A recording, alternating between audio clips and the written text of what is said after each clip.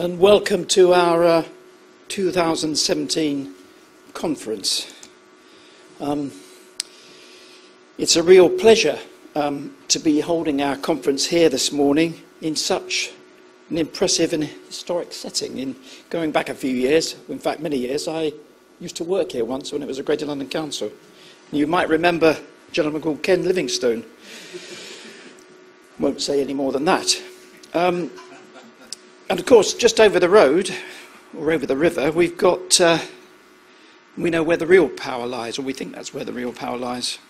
And who knows, if the government are listening, and we keep being told that they are, they will get some idea from today how we, in the independent home care sector, will be able to solve some of the social care challenges, and some of the NHS ones as well. So I'm always optimistic. Here's hoping. Now, I'm delighted that so many of you have joined us today, because I know how difficult it is to get away running a business such as social care. So it's much appreciated. We've got people from the southwest, the southeast, the north, and London. So you're all very welcome. We've got a range of providers, voluntary, for profit, small and large, because I think there's room for everybody. I'm not sure my slides are working, but still, I will carry on. Thank you. So, as Richard said, 11 years, goodness, time's flying. And I suspect, as there's so many of you here, to hear my last speech, that you just wanted to make sure I didn't change my mind. Well, don't worry, I'm not going to. Would you mind doing the slides for me, because this one is not working. So, right, I will try now. So, yes, that was supposed to come after the fact that I was standing down. So it's very much with mixed emotions that I stand here, really. But all good things, he says, have to come to an end. I'm not going to mention anything about these two gentlemen. But more of about my time as chair later, before lunch. So as usual, we've got a very busy schedule ahead of us. And our theme today is about creating a sustainable future for care at home. And we're going to explore where we are now and how the things are going to have to change in the future if we're going to create a sector which is fit for purpose. And I'm sure everyone in this room is willing to move forward to embrace the changes, the opportunities and the new technology, and to look at different ways of delivering care and of recruiting the right staff in a changing world, and, importantly, to continue the battle for better funding for social care. There's little doubt that there are huge challenges ahead. I'm confident, however, that home care can respond, but we will need the government, local government, and the NHS to respond as well. Though in my view, we will need to turn up the volume and pressure to force them to do so. And that's before we get into challenges such as the CQC fees, regulation, and with the mind going on in other parts of the world at the minute, we've said before, we are in the eye of a perfect storm in social care. Now, you don't need me to tell you, he says, thank you, that is another tough year ahead. And it has, in fact, been a tough year for us now. But it was also a year in which we saw glimmers of hope, particularly in the run-up to the general election, and that social care was becoming a key issue. It could be argued that years of campaigning and drum-banging by the UKHCA, notably with our minimum price for care work and our home care deficit report, that's begun to pay off. We've seen an additional £2 billion for social care in England over the next 3 years, and the council tax precept brought forward with 3% in 2017-2018. But I hear you say, and this applies to my neck of the woods, there's a caveat on that, if ever it gets to the front line, because all the local authorities I'm involved in, we haven't seen anything in the independent sector as yet. I don't know what your experience is, you maybe want to bring that up in the debate. There's also an additional 240 million dedicated social care grants for councils in 2017-18. Not enough, but it's a start.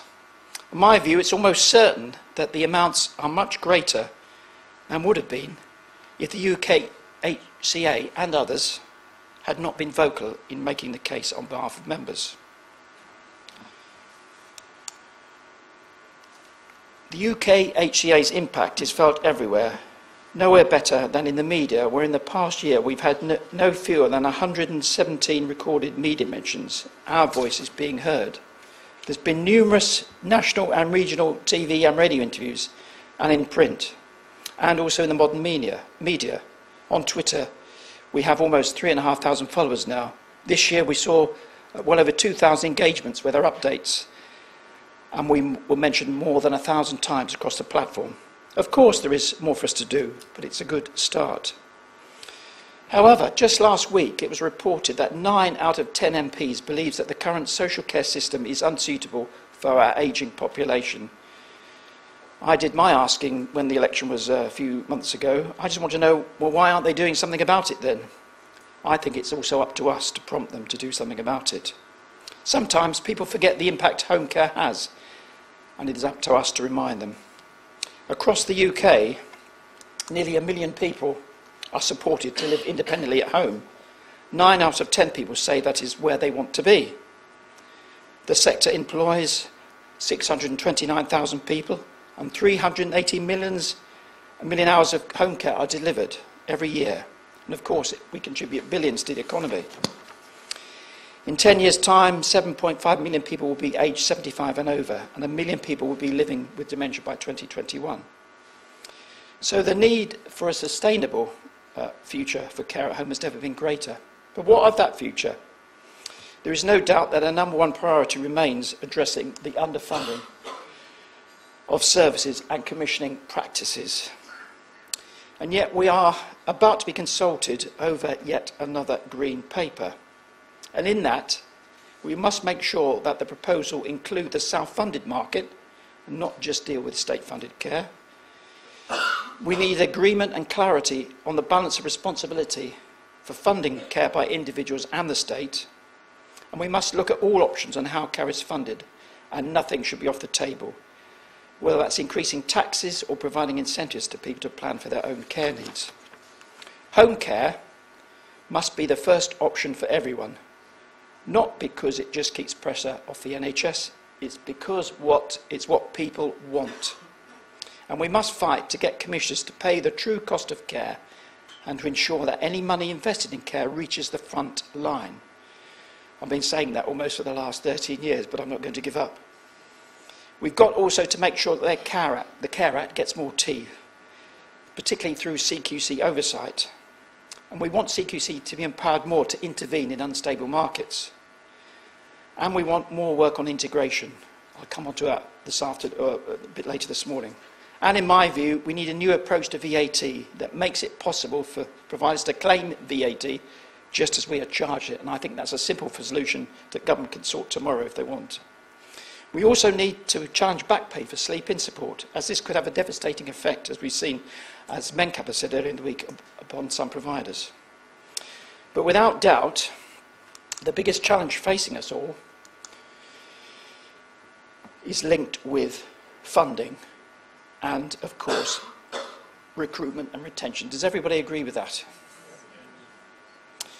We know that on any one day there are some 90,000 care vacancies. And I know from personal experience that recruiting nurses is getting extremely difficult, if not impossible. We must find a way to bring more people into nursing in the independent sector. And that can't just mean ending the pay freeze on NHS nurses, much rumoured this week. That would be very welcome, of course. But unless it's matched by better funding in social care so that providers can match NHS pay rates, all that's going to do is further damage our recruitment opportunities.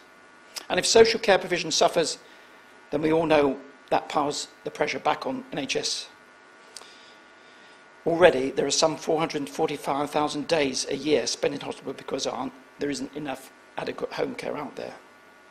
We are going to talk about recruitment, and I know the issue will come up very much, because I think it's one of their central planks.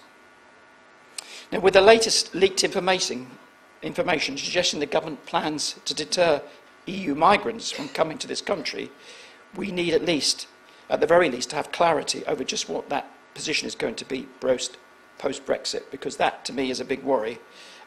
There aren't enough people in this country wanting to work in social care. We need those people from overseas, and the government seems to be adding to our difficulties of people not wanting to come and recruit. In all of this, one word shouts out at me, and that is respect. As I indicated earlier, home care providers provide vital human care for many hundreds of thousands of people. They deserve to be treated with greater respect. And the fantastic people who provide that care, they too deserve to be treated with greater respect and a higher status bestowed on the wonderful work they do. Wouldn't it be something if the government paid tribute to the hundreds of thousands for their vital work, even just once? They're often praising doctors and nurses. What about social care staff in the independent sector? In my view, care deserves more respect from the government and not just lip service and not endless green and white papers and commissions. I'll say something about more of that later. Give us that and treat us all with the respect we deserve. What we need, which I'm sure you agree with, is a proper, clear plan of how social care is going to be funded and delivered for generations to come. But we need it now. As Sarah Wollaston, Chair of the Health Select Committee, said a few days ago, we now need to just get on with it. Within the Green Paper, there needs to be a timeline of exactly what is going to happen and when. She points out that there are already sufficient options which experts have developed for the government over the years for ministers to choose from. And the sector, and I put myself in that, has responded to so many consultations on the matter.